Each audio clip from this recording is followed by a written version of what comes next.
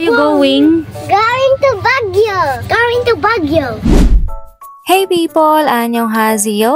So for today's video is eto nga yung aming ganap nung pumunta kami ng Baguio City. May mga dala pala kaming mga saging and of course hindi dapat namin makalimutan ang aming mga baon na tubig dahil may mga kasama kaming bata. Hindi nga pala lahat makakasama kasi may mga baby pa ang aking mga kapatid at then magbabantay pa sila ng pwesto. So ako na lang ang pwede kaya nag-absent ako. At last, nandito na nga kami at ayun nga, agrubrugidan nga agsal sala. So, eto na pala yung first night ng kasal. Yes, for the kasal nga ang aming pinunta dito sa Baguio at hindi po mamamasyal. Siyempre, kasama na yun. Pero priority itong kasal. At the ni daddy ko ang agsal sala. Siya yung naka-red dyan. At yung ikakasal po, yun, yung aming mga pinsan. Gusto ko dik mag-join, kaya lang mayroon pala akong pamangkin. So, ayun, pinatulog ko muna. And then after nun, eto pala yung view sa labas dun sa taas ng bahay nila. O, diba?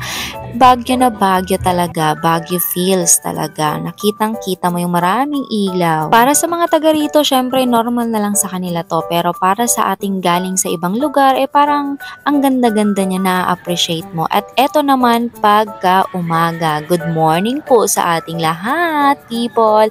So eto pala yung view pag sa umaga. Ang maalala ko is 6 o'clock na ata yan, 6 onward. So ayan na po yung view kagabi. So today is the day na nga, ayan, lahat ng tao dito ay busy for the wedding ceremony at lahat po sila ay may ginagawa, ayan. Habang busy nga ang lahat, ayan, lumabas muna kami kasi kailangan naming alawin itong aming mga pamangkin. Kasi si mama ko at saka si dati ko, pumunta na sila ng simbahan, kailangan nilang umattend. So ako, nag-aware kami ng aking kapatid, nilabas namin ng mga bata kasi ang kukulit ng mga to, grabe. Naglakad-lakad nga lang pala kami and malapit pala kila auntie ko tong Valley Bread. And alam nyo ba, itong Valley Bread na to is patok na patok talaga sa panlasa naming pamilya. Hindi to endorsement ha.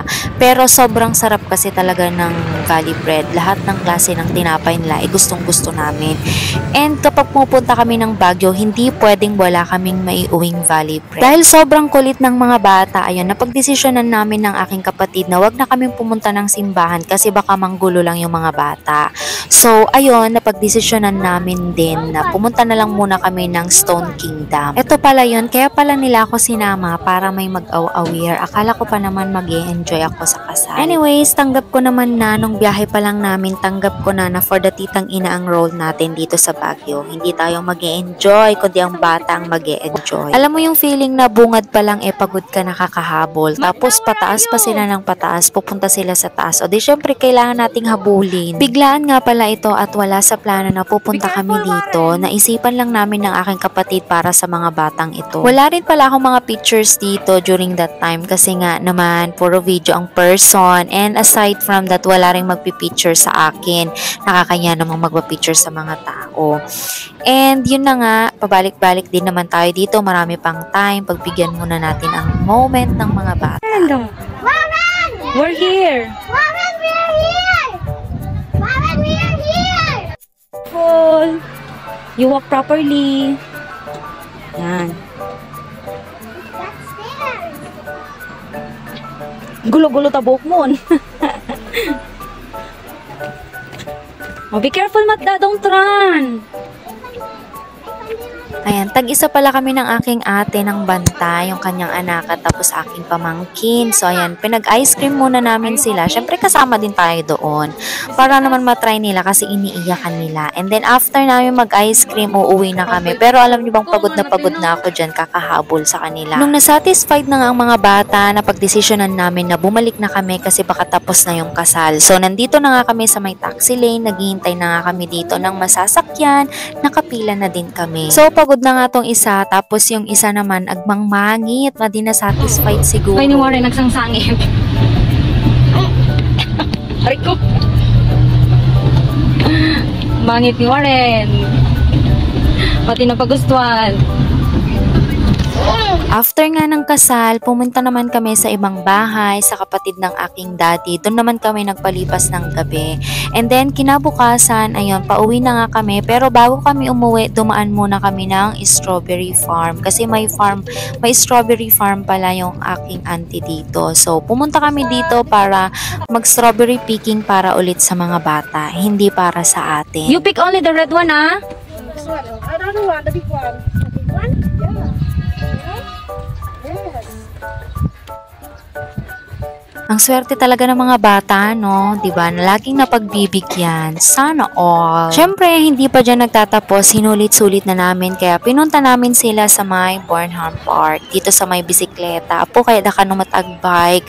So, ayan, pinagbigyan namin sila. Ayan. Hindi na rin pala kami nag-bike kasi si mama ko masakit ang kanyang tuhod. Ako naman is naka-dress ako. Hindi pala malamig dyan na mainit pala kasi summer. Tsaka lang malamig during that time pag gabi at tsaka madaling araw. Pero pagdating ng tanghali, sobrang init na siya. Hindi mo na kailangang mag-long sleeve, hindi mo na kailangang mag-jacket. At tsaka sobrang pinagpapawisan din ako dyan kasi naghahabol ako ng mga bata. Swerte talaga ng mga bata ngayon, ano. Anyway, ganyan din naman ako noon. Naalala ko si lola ko, ilang beses na din akong dinala dito sa Baguio. Pati si mama ko, ilang beses na din niya akong nadala, naalala ko noon. So, ayun, dahil nga nandito na rin tayo, sulit-sulitin na natin. Ayan, pinagbigyan namin ulit ang mga bata. Dahil nga gusto daw nilang magbangka, ayan, nagpabangka na rin tayo kahit ayaw natin sana. Pero wala tayong choice kasi may mga bata tayong kasama. Kailangan natin silang pagbigyan. Anyway, hindi naman palagi. Ngayon lang naman ito. I got the bamboo right now. I got a sword also.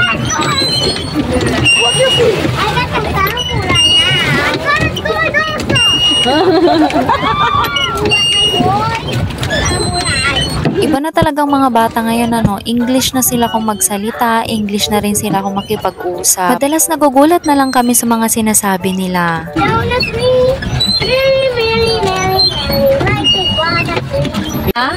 We're in the boat. So moving. You have fun, Mata? Yes. What did you do? I play. I got some balloons and it's fun. Let's go to the castle in the other room in the bike and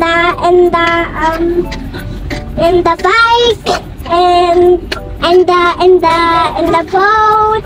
And it's so much fun. It's so fun. So, ayun lang yung mga random na ganap namin nung pumunta kami ng Baguio kasama ko ang aking mga pamangkin. Hindi ko na nga na-videohan lahat kasi I'm so busy kasi nga titang ina tayo during that time. Wala rin ako masyadong ka-picture-picture kasi wala namang magandang magpipicture. So, ayan, in-enjoy ko na lang kasi nga, para sa mga bata. Minsan lang naman to, hindi naman palagi. So, yun lang. Thank you guys for watching. Don't forget to spread positivity and of course, don't forget to enjoy your life. Annyeong, mama!